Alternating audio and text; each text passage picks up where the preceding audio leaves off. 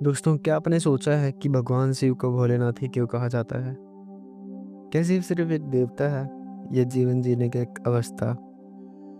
आज हम आपको भगवान शिव से जुड़े कुछ ऐसे रहस्य और अनसुने तथ्य बताएंगे जो शायद आपने पहले कभी नहीं सुने होंगे, या अगर आपने सुने होंगे तो आपको उनका अर्थ नहीं मालूम होगा।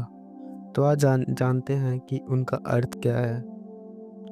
वहीं पे पूजा के बारे में शिव जी ने बोला है कि जिन्हें पूजा नहीं अनुभूति चाहिए, भगवान शिव कभी नहीं कहते कि मेरी पूजा करो। वे कहते हैं स्वयं को जानो। इसलिए उन्हें आदि योगी कहा जाता है। शिव धर्म नहीं सिखाते, वे चेतना सिखाते हैं। जो अपने भीतर झांकना सीख ले वही शिव को समझ सकता है। वहीं वे शिव का न तो जन्म हुआ है ना ही अंत। शिव जी को एक अजन्मा है, न उनका जन्म हुआ ना ही मृत्यु। वे समय से भी परे हैं, इसलिए उन्हें महाकाल भी कहा जाता है।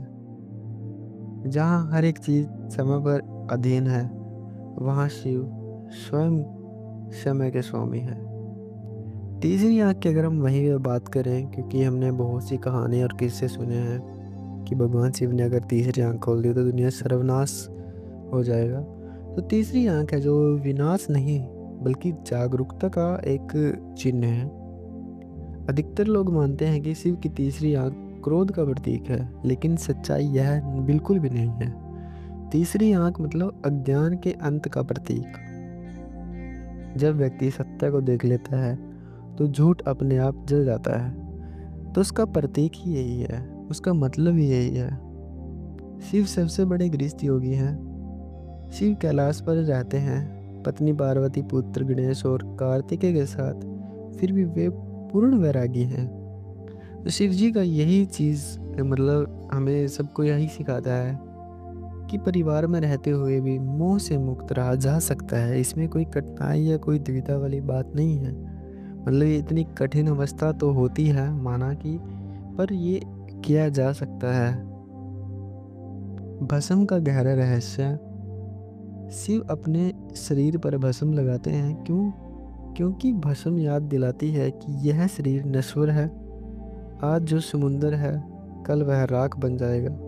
इसलिए अहंकार का कोई स्थान नहीं है। तुम्हें छोटी छोटी पॉइंट्स दिए जाते हैं शिव जी की तरफ से भी और इस पूरे ब्रह्मांड की तरफ से भी, जो हमें इस दुनिया में एक बैलेंसिंग जीवन जीना भी सिखाते हैं। वहीं पर अगर हम बात करें अगले फैक्ट की, तो नटराज का तांडव ब्रह्मांड का विज्ञान भी है एक तरह से। अगर हम उसको विज्ञान के नज़रिए से देखें तो शिव के नृत्य सिर्फ नृत्य नहीं बल्कि नटराज रूप में शिव सृष्टि की रचना, पालन और विनाश तीनों को दर्शाता है।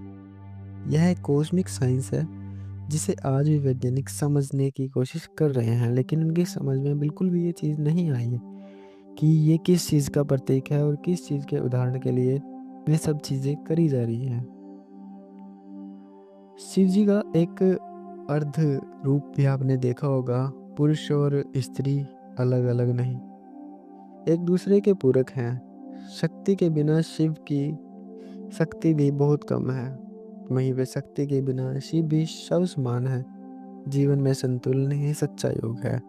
मतलब एक इक्वालिटी का उदाहरण तो शिव जी ने भी हमें दे रखा है, अगर उस नज़रिए से देखा जाए तो। क्योंकि एक तरफ मतलब मेल, दूसरी तरफ फीमेल, वहीं पर एक तरफ शिव जी खुद और एक तरफ माता जी एक अलग, एक अपने आप ही एक स्वरूप बनाया हुआ है, जो एक संदेश देता है कि इक्वालिटी का उदाहरण देता है। तो वो चीज़ हमें समझने की ज़रूरत है, जो आज के टाइम में चल भी रही है। वहीं भी शिव जी को दिखाया गया, दिखावे नहीं मतलब भाव की एक ज़रूरत होती है। शिव जी को सोना चांदी नहीं चाहिए, एक लोटा जल, एक बेलपत्तर और एक सच्चा भाव, बस यही उनकी पूजा है। इसलिए वे भोलेनाथ हैं। कि भोलेनाथ का मतलब आप सभी जानते ही हैं। शिव जी एक शमशान में रहने वाले एक देवता, आप एक भगवान मान सकते हो। कि शिव जी शमशान में रहते हैं, भूत प्रेत उनके गण हैं। वे सिखाते हैं कि जिससे दुनिया डरती है उसे स्वीकार कर लो। यही डर से मुक्त होने का एक सिंपल सा ट्रिक आप बोल सकते हो, उसको सिंपल सा तरीका है।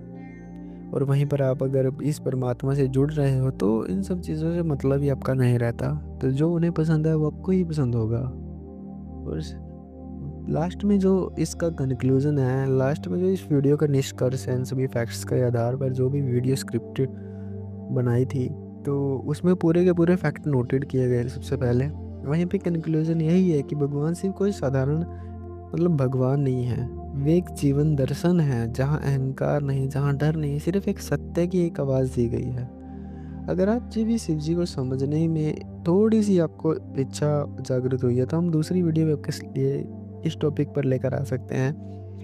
पर मेन टॉपिक हमने इस वीडियो में कवर कर लिए हैं, जो इंसान को एक जीना सिखाते हैं और जो एक समझ देते हैं। वो उन्होंने खुद का जीवन जीकर हमें सिखाया है, ना कि उन्होंने कोई सीख दी है, उसके बाद आपको समझने के लिए बोला है।